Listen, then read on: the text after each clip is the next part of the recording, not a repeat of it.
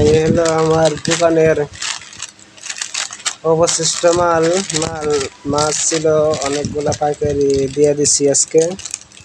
আর 5-7 কেজির মতো মাছ আছে। আর এখানে অনেক কিছু আছে, অনেক কিছু সিগারেট আছে, এগুলো আজকে পাইকারি দিয়ে দিব। কারণ নতুন চাকরি পাইছি একটা, এই চাকরিতে জয়েন করছি। আর এনে মনে হয় 1000-3 টাকার মতো সিগারেট হবে। তো এগুলা এক দোকানে আজকে দিয়ে দিব। সিগারেটের ব্যবসা আর করবো না, কারণ খুব একটা লাভ হয় না।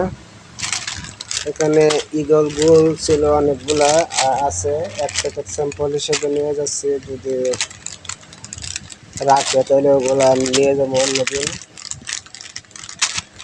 এই সিগারেট গুলাই আসছিল। তো ব্যবসা মোটামুটি লস খাইলাম, ব্যবসায়। একটা টুল বক্স বানাইছিলাম, এটা এখনো আছে। মাছ অনেকগুলা দিয়ে দিছে, 500 কেজির মতো আছে। আর সিগারেট গুলা আজকে দিয়ে দিব, সিগারেট গুলা দিয়ে দিলে শেষ,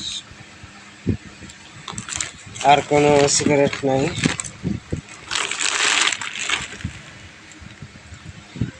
স্বপ্ন ছিল চাকরি বাকরি না করে ব্যবসা বাণিজ্য করব, নিজের নিঃস্বাধীন একটা কাজ করব।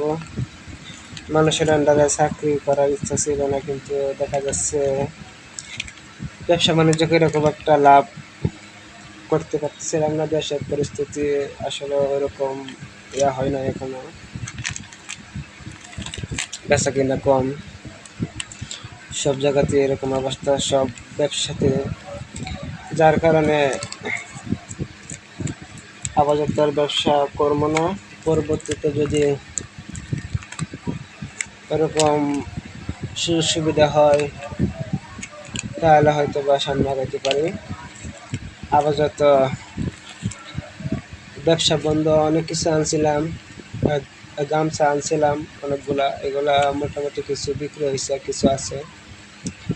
তো গামছা যেগুলো আছে এগুলা পরিশোধের মধ্যে কেউ যদি নেই নিব, আশা করি বিক্রি করতে পারবো এমনিতেই। এই হলো আমার নতুন ব্যবসার আপডেট। আপাতত আর ব্যবসা করছি না। দোকান নিয়েছিলাম, দোকান আছে। দোকান বলতে দোকানে আমি থাকি বর্তমানে। আর যেটা আর একটা দোকান ছিল, যেটা ফুটপাতে বসছিলাম, সেটাতে আর যাই না। আর যেটা শাটারওয়ালা দোকান, সেই দোকানটা আছে।